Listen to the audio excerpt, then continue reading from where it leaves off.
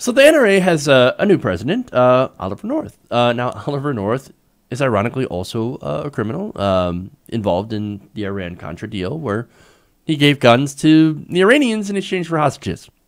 Wonderful. It's not really relevant to the story, but it's a nice little piece of history.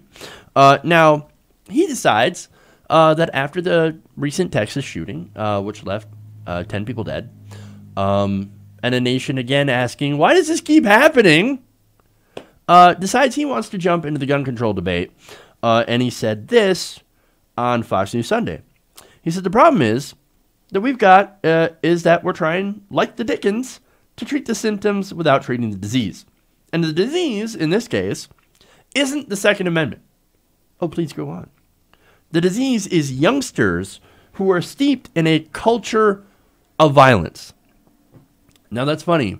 Most mass shooters happen to be white, happen to be young, happen to be male, right? But wait. Those youngsters, they're not women,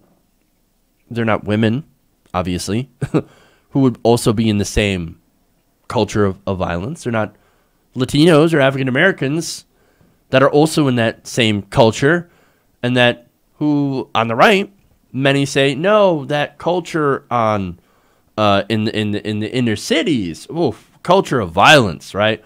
Well, they're not doing mass shootings either. So that's an awfully strange thing to say. Now he continues. Nearly all of these perpetrators are male, and they're young teenagers in most cases, and they're white. And they've come through a culture where violence is commonplace. All we need to do is turn on a TV or go to a movie. Or, according to him, and now people defending him on Fox News, for example, Tucker Carlson, as well as many others, all you have to do is just pick up a video game, and that turns you into a mass murderer. Let me give you an example of one of the most ridiculous hot takes from the Texas shooting. This comes from Lieutenant Governor Dan Patrick. Now, he said on ABC News this week, quote, we have devalued life, whether it's through abortion, whether it's through the breakup of families, through violent movies, and particularly violent video games, which now outsell movies and music. But we, again, have to look at our culture of violence, just a violent society, our Facebook, our Twitter, our bullying of adults on adults and children on children. We have to look at ourselves, George. It's not about the guns. It's about us. So here you have the president of the NRA, Fox News hosts, and now the lieutenant governor of Texas, all saying basically the same kind of narrative.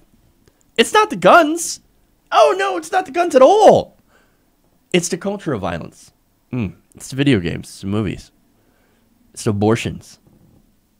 Well, okay, I think you're full of shit, but let's go through and let's talk about those different things. And we'll see whether or not they contribute to this culture of violence that supposedly leads to all of these mass shootings. Okay.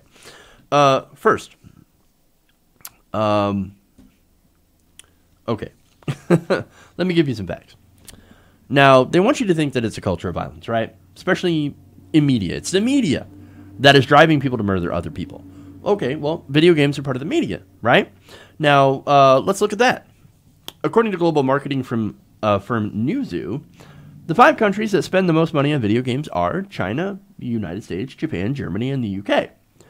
Now, those companies, with the exception of the United States, have strict gun control measures. And they also have, with the exception of the United States, a very low amount of mass shootings.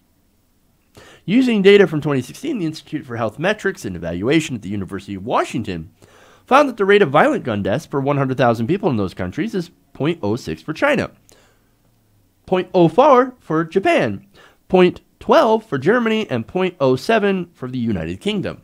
Now, where is the United States at? We are at 3.85. That's a bit of a disparity. I mean, look, all these other countries have violent video games, but for some reason, the United States seems to have a lot more shootings. Weird. Could it be the guns? Could it be the guns? I mean, that's what we're asking. Well, no. No. They're saying no. It must be our lack of religion. We don't have enough Jesus in America, which is comical. Look, I mean, after all, Pew Research Center found that a little more than half of Americans say religion is very important in their lives. Oh, man, just a little more than 50% of Americans think religion is important. That is a danger. That is a moral panic. We are losing our morality. There is not enough Jesus in this world. Well, let's compare this to, well, those other countries we mentioned. And we'll go back to those a couple times. Now, in China, only 3% say religion is very important. Japan, only about 11% say it's important. In the United Kingdom and Germany are both at 21%. Oh, okay, 21%. Fair enough. Okay, there we go. Now, compared to those countries, our level of religiosity is actually pretty high. Well, that's interesting. So we got plenty of Jesus, but we also have plenty of mass shootings too. Weird. Must be something else, right? Well, okay, let's go to abortions. I mean, you can't value life if you're in favor of killing the babies, right? Well, let's look at that. According to data from a study released this year by the Guttmacher Institute, the number of abortions per 1,000 women ages 15 to 49 in the United States was about 13. That's actually the same rate as the United Kingdom. So we're having as many abortions per capita as people in the UK are having. But the UK seems to not have, or rarely seems to have, mass shootings. Okay. Now there's another country that actually has a higher abortion rate than America and the UK. That's the country of Sweden. Now, their abortion rate is about 18 per 1,000 women. Now, how many mass shootings are there? I mean, if abortion is a big factor in driving people to mass murder people, which I think really makes a whole lot of sense when you think about it. You're killing people. I'm mad because you're killing people, so I'm going to kill people. It doesn't make sense, but talk to all these abortion bombers and abortion killers. They'll tell you how much apparently it makes sense to them. But anyway, now, how many killings happened in Sweden? About 41 people were shot last year. Shot to death. So that's fatal gun violence. Now let's compare that to the tens of thousands that happen in America every year. Interesting. Okay, so look, maybe it's not the abortions. What about violent movies? I mean, we're running out of things to try to blame it on, right? Well, look, just like the video games, other countries have the same kind of movies, and still, they don't seem to have the same gun violence problem as America. Oh, wait, I know. Here's a new one. And this going back to Oliver North. He says it's the Ritalin. Quote, if you look at what has happened to young people, many of these young boys have been on Ritalin since they were in kindergarten. Oh, okay.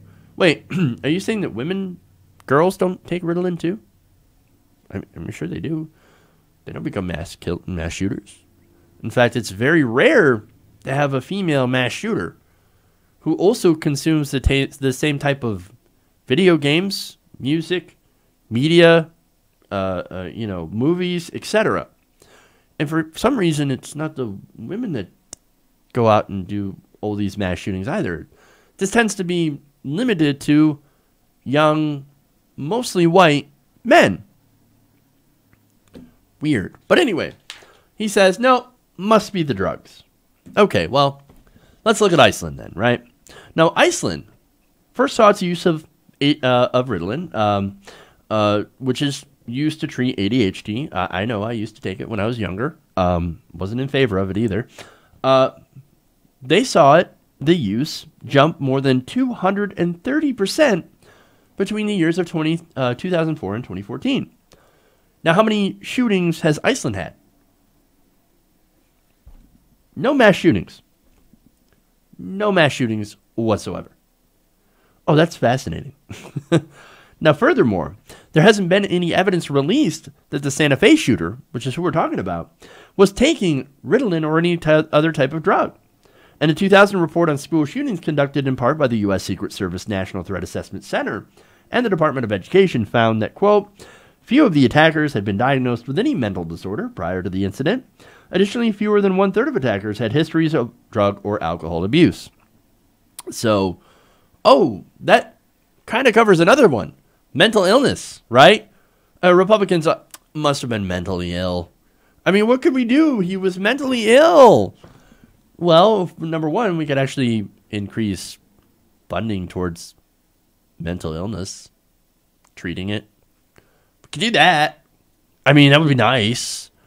But no, what Donald Trump did and what the Republicans always do is they cut programs that go to help treat people with mental illness, that help them afford their medications and get the kind of medical care that they need to actually take care of themselves. And besides, that whole mental illness talk, we have as many mentally ill people as a percentage of our population as all those aforementioned countries.